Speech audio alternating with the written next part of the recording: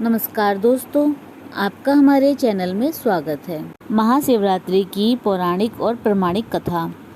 महाशिवरात्रि के दिन इस कथा को अवश्य सुनना चाहिए। दोस्तों, शिवरात्रि का अर्थ है वह रात्रि जिसका शिवत्व के साथ घनिष्ठ संबंध है। भगवान शिव की अति प्रिय रात्रि को शिवरात्रि कहा गया है। शिवार्चन और जागरण ही इस व्रत की विशेषता है। इसमें रात्रि भर जागरण एवं शिव अभिषेक का विधान है। श्री पार्वती जी की जिज्ञासा पर भगवान शिव जी ने बताया कि फाल्गुन कृष्ण पक्ष की चतुर्दशी शिवरात्रि कहलाती है।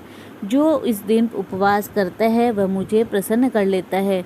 मैं अभिषेक, वस्त्र, धूप, अर्चन तथा पुष्प आदि समर्पण से उतना प्रसन्न नहीं होता जितना कि व्रत उपवास से होता हूँ। ईशान संहिता में बताया गया है कि फाल्गुन कृष्ण चतुर्दशी की रात्रि को आदिदेव भगवान श्री शिव करोड़ों सूर्यों के समान प्रभा वाले लिंग रूप में प्रकट हुए। ज्योतिष शास्त्र के अनुसार फाल्गुन कृष्ण चतुर्दशी तिथि में चंद्रमा सूर्य के समीप होता है, अतः वही समय जीवन रूपी चंद्रमा का शिव रूपी सूर्य के साथ योग मिलन होता है। अतः इस चतुर्दशी को शिव पूजा करने से जीव को अभीष्टतम पदार्थ की प्राप्ति होती है। यही शिवरात्रि का रहस्य है। महाशिवरात्रि का पर्व परमात्मा शिव के दिव्य अवतरण का मंगल सूचक है। उनके निराकार से साकार रूप में अवतरण की रात्रि ही महाशिवरात्रि कहलाती है। वे हमें परम सुख, शांति और ऐश्वर्य आदि प्रदान करते हैं। 4 प्रहर में 4 बार पूजा का विधान है। इसमें शिव जी को पंचामृत से स्नान कराकर चंदन, पुष्प, अक्षत, वस्त्र आदि से श्रृंगार कर आरती करनी चाहिए। रात्रि भर जागरण तथा पंचाक्षर मंत्र का जाप करते रहना चाहिए। पहली कथा। पद्म कल्प के प्रारंभ में भगवान ब्रह्मा जी जब अंडज, पिंडज, स्वदेज, उद्भिज तथा देवताओं आदि की सृष्टि कर चुके, एक दिन स्वेच्छा से घूमते हुए क्षीर सागर पहुँचे। उन्होंने देखा भगवान नारायण शेष की सैया पर शांत अध लेटे हुए हैं। भूदेवी, श्रीदेवी, श्री महालक्ष्मी भगवान श्री नारायण की चरणों की सेवा कर रही है। गरुड़, नंद, सुनंद, पार्षद, गंधर्व, किन्नर आदि विनम्रतया हाथ जोड़कर खड़े हैं। यह देखकर ब्रह्मा जी को अति आश्चर्य हुआ। ब्रह्मा जी को गर्व हो गया कि मैं एकमात्र सृष्टि का मूल कारण हूँ और मैं ही सबका स्वामी, नियंता और पितामह हूँ। फिर यह वैभव मंडित कौन यहाँ सोया है? श्री नारायण को अविचल सहन करते हुए देखकर उन्हें क्रोध आ गया। ब्रह्मा जी ने समीप जाकर कहा, तुम कौन हो? उठो, देखो मैं तुम्हारा स्वामी पिता आया हूँ। शेषशाही भगवान श्री नारायण ने केवल दृष्टि उठाई और मंद मुस्कान से बोले कि हे वत्स, तुम्हारा मंगल हो, आओ इस आसन पर बैठो। ब्रह्मा जी को और अधिक क्रोध हो आया। झल्लाकर बोले, मैं तुम्हारा रक्षक, जगत का पितामह हूँ, तुमको मेरा सम्मान करना चाहिए। इस पर भगवान नारायण ने कहा, जगत मुझ में स्थित है, फिर तुम उसे अपना क्यों कहते हो? तुम मेरी नाभि कमल से पैदा हुए हो, अतः मेरे पुत्र हो। मैं सृष्टा, मैं स्वामी। यह विवाद दोनों में होने लगा। ब्रह्मा जी ने पाशुपत और श्री विष्णु जी ने माहेश्वर अस्त्र उठा लिए। दिशाएं अस्त्रों के तेज से जलने लगी। सृष्टि में प्रलय की आशंका हो गई थी। देवगण भागते हुए कैलाश पर्वत पर भगवान विश्वनाथ के पास पहुँचे। अंतर्यामी भगवान शिव जी सब समझ गए। देवताओं द्वारा स्तुति करने पर बोले कि मैं ब्रह्मा विष्णु के युद्ध को जानता हूँ, मैं उन्हें शांत करूँगा। ऐसा कहकर भगवान शंकर ऐसा दोनों के मध्य में अनादि अनंत ज्योतिर्मय स्तंभ के रूप में प्रकट हो गए। माहेश्वर, पाशुपत दोनों अस्त्र शांत होकर उसी ज्योतिर्लिंग में लीन हो गए। श्री विष्णु जी और श्री ब्रह्मा जी ने उस लिंग यानी कि स्तंभ की पूजा अर्चना की। यह लिंग फाल्गुन कृष्ण चतुर्दशी को प्रकट हुआ। तभी से आज तक लिंग पूजा निरंतर चली आ रही है। श्री विष्णु जी और ब्रह्मा जी ने कहा कि महाराज, जब हम दोनों लिंग के आदि अंत का पता न लगा सके तो आगे मानव आपकी पूजा कैसे करेगा? इस पर कृपालु भगवान शिव 12 ज्योतिर्लिंग में विभक्त हो गए। महाशिवरात्रि का यही रहस्य है शिव पुराण के ईशान संहिता के अनुसार। दूसरी कथा। वाराणसी के वन में एक भील रहता था। उसका नाम गुरुध्व था। उसका कुटुंब बड़ा था। वह बलवान और क्रूर था, अतः वह प्रतिदिन वन में जाकर मृगों को मारता और वहीं रहकर नाना प्रकार की चोरियां करता था। शुभ कारक महाशिवरात्रि के दिन उस भील के माता पिता, पत्नी और बच्चों ने भूख से पीड़ित होकर भोजन की याचना की। वह तुरंत धनुष लेकर मृगों के शिकार के लिए सारे वन में घूमने लगा।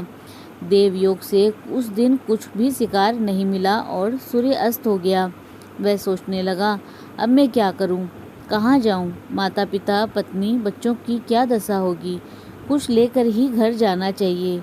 यह सोचकर वह व्याध एक जलाशय के समीप पहुंचा कि रात्रि में कोई न कोई जीव यहाँ पानी पीने अवश्य आएगा, उसी को मारकर घर ले जाऊंगा। वह व्याध किनारे पर स्थित बिल्व वृक्ष पर चढ़ गया। पीने के लिए कमर में बंधी तुम्बी में जल भरकर बैठ गया। भूख प्यास से व्याकुल वह शिकार की चिंता में बैठा रहा। रात्रि के प्रथम प्रहर में एक प्यासी हिरनी वहां पर आई। उसको देखकर व्याध को अति हर्ष हुआ। तुरंत ही उसका वध करने के लिए उसने अपने धनुष पर एक बाण का संधान किया। ऐसा करते हुए उसके हाथ के धक्के से थोड़ा सा जल और बिल्वपत्र टूटकर नीचे गिर पड़े। उस वृक्ष के नीचे शिवलिंग विराजमान था। वह जल और बिल्वपत्र शिवलिंग पर गिर पड़ा। उस जल और बिल्वपत्र से प्रथम प्रहर की शिव पूजा संपन्न हो गई। खड़खड़ाहट की ध्वनि से हिरणी ने भय से ऊपर की ओर देखा। व्याध को देखते ही मृत्यु भय से व्याकुल हो वह बोली कि व्याध, तुम क्या चाहते हो? सच सच बताओ। व्याध ने कहा कि मेरे कुटुंब के लोग भूखे हैं, अतः मैं तुमको मारकर उनकी भूख मिटाऊंगा। मृगी बोली कि भील, मेरे मांस से तुमको, तुम्हारे कुटुंब को सुख होगा। इस अनर्थकारी शरीर के लिए इससे अधिक महान पुण्य का कार्य भला क्या हो सकता है? परंतु इस समय मेरे सब बच्चे आश्रम में मेरी बाट जो रहे होंगे। मैं उन्हें अपनी बहन को अथवा अपने स्वामी को सौंपकर लौट आऊंगी। मृगी के शपथ खाने पर बड़ी मुश्किल से व्याध ने उसे छोड़ दिया। द्वितीय प्रहर में उस हिरणी की बहन उसी की राह देखती हुई ढूंढती हुई जल पीने वहां आ गई। व्याध ने उसे देखकर बाण को तरकस से खींचा। ऐसा करते समय पुनः पहले की भांति शिवलिंग पर जल और बेलपत्र गिर गए। इस प्रकार दूसरे प्रहर की पूजा संपन्न हो गई। मृगी ने पूछा, व्याध, ये क्या करते हो? व्याध ने उत्तर दिया, मैं अपने भूखे कुटुंब को तृप्त करने के लिए तुझे मारूंगा। मृगी ने कहा कि मेरे छोटे छोटे बच्चे घर में हैं, अतः मैं उन्हें अपने स्वामी को सौंपकर तुम्हारे पास लौट आऊंगी। मैं वचन देती हूँ। व्याध ने उसे भी छोड़ दिया। व्याध का दूसरा प्रहर भी जागते जागते बीत गया। इतने में ही एक बड़ा हृष्ट पुष्ट हिरण मृगी को ढूंढता हुआ आया। व्याध के बाण चढ़ाने पर पुनः जल और बिलपत्र लिंग पर गिरे। अब तीसरे प्रहर की पूजा भी हो गई। मृग ने आवाज से चौंककर व्याध की ओर देखा और पूछा, क्या करते हो? व्याध ने कहा, तुम्हारा वध करूंगा। हरिण ने कहा कि मेरे बच्चे भूखे हैं, मैं बच्चों को उनकी माता को सौंपकर तथा उनको धैर्य बंधाकर शीघ्र ही यहाँ लौट आऊंगा। व्याध बोला, जो यहाँ आए वे सब तुम्हारी तरह बातें और प्रतिज्ञा कर चले गए, परंतु अभी तक कोई नहीं लौटा। शपथ खाने पर उसने हिरण को भी छोड़ दिया। मृग मृगी सब अपने स्थान पर मिले। तीनों प्रतिज्ञाबद्ध थे, अतः तीनों जाने के लिए हट करने लगे। अतः उन्होंने बच्चों को अपने पड़ोसियों को सौंप दिया और तीनों चल दिए। उन्हें जाता देखकर बच्चे भी भागकर पीछे पीछे चल दिए। उन सबको एक साथ आया देखकर व्याध को अति हर्ष हुआ। उसने तत्काल से बाण खींचा, जिससे पुनः जल बिल्वपत्र शिवलिंग पर गिर पड़े। इस प्रकार चौथे प्रहर की पूजा भी संपन्न हो गई। रात्रि भर शिकार की चिंता में व्याध निर्जल भोजन रहित जागरण करता रहा। शिवजी का रंच मांत्र भी चिंतन नहीं किया। चारों प्रहर की पूजा अनजाने स्वतः ही हो गई। उस दिन महाशिवरात्रि थी, जिसके प्रभाव से व्याध के संपूर्ण पाप तत्काल भस्म हो गए। इतने में ही मृग और दोनों मृगिया बोल उठे, व्याध शिरोमणे, शीघ्र कृपा करके हमारे शरीरों को सार्थक करो और अपने कुटुंब बच्चों को तृप्त करो। व्याध को बड़ा विस्मय हुआ। ये मृग ज्ञानहीन पशु होने पर भी धन्य है, परोपकारी है और प्रतिज्ञा पालक है।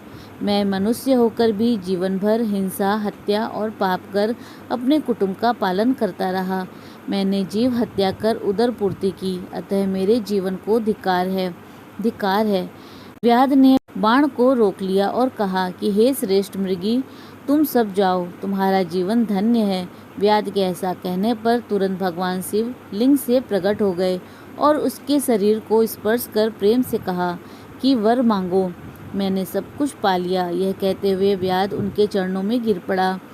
भगवान शिव ने प्रसन्न होकर उसका नाम गुह रख दिया और वरदान दिया कि भगवान राम एक दिन अवश्य ही तुम्हारे घर पधारेंगे और तुम्हारे साथ मित्रता करेंगे, तुम मोक्ष प्राप्त करोगे। वही व्याध सिंगवेरपुर में निषाद राज गुह बना, जिसने भगवान राम का आतिथ्य किया। वे सब मृग भगवान शंकर का दर्शन कर मृग योनि से मुक्त हो गए। सांप मुक्त हो विमान से दिव्य धाम को चले गए। तब से अर्बुद पर्वत पर भगवान शिव व्याघ्रेश्वर के नाम से प्रसिद्ध हुए। दर्शन पूजन करने पर वे तत्काल मोक्ष प्रदान करने वाले हैं। यह महाशिवरात्रि व्रत व्रतराज के नाम से विख्यात है। यह शिवरात्रि यमराज के शासन को मिटाने वाली है और शिवलोक को देने वाली है। शास्त्रोक्त विधि से इसका जागरण सहित उपवास करने से उन्हें मोक्ष की प्राप्ति होती है। शिवरात्रि के समान पाप और भय को मिटाने वाला कोई दूसरा व्रत नहीं। इसके करने मात्र से सब पापों का क्षय हो जाता है। इस व्रत को ब्राह्मण, क्षत्रिय, वैश्य, शूद्र, स्त्री, पुरुष, बाल, युवा, वृद्ध आदि सभी कर सकते हैं। जिस प्रकार श्री राम, श्री कृष्ण, वामन और नरसिंह जयंती तथा प्रत्येक एकादशी का व्रत हरेक को करना चाहिए, उसी प्रकार महाशिवरात्रि का व्रत भी सभी को करना चाहिए। इसे न करने पर दोष लगता है। व्रत का महत्व शिव पुराण की कोटि रुद्र संहिता में बताया गया है कि शिवरात्रि का व्रत करने से व्यक्ति को भोग और मोक्ष दोनों ही प्राप्त होते हैं। ब्रह्मा, विष्णु तथा पार्वती जी के पूछने पर भगवान सदाशिव ने बताया कि शिवरात्रि का व्रत करने से महान पुण्य की प्राप्ति होती है। मोक्षार्थी को मोक्ष की प्राप्ति कराने वाले 4 व्रतों का नियम पूर्वक पालन करना चाहिए। ये 4 व्रत है: भगवान शिव की पूजा, रुद्र मंत्रों का जप, शिव मंदिर में उपवास तथा काशी में देह त्याग। शिव पुराण में मोक्ष के 4 सनातन मार्ग बताए गए हैं। इन चारों में भी शिवरात्रि का व्रत का विशेष महत्व है, अतः इसे अवश्य करना चाहिए। बोलो भगवान भोलेनाथ की जय। दोस्तों, महाशिवरात्रि के दिन इस व्रत कथा को अवश्य सुनना चाहिए। इससे भगवान शिव अति प्रसन्न होते हैं। दोस्तों, अगर आपको वीडियो पसंद आए तो लाइक, शेयर व सब्सक्राइब अवश्य करें और कमेंट बॉक्स में हर हर महादेव अवश्य लिखें। चैनल को सब्सक्राइब करें। हमारे चैनल में विजिट करने के लिए धन्यवाद।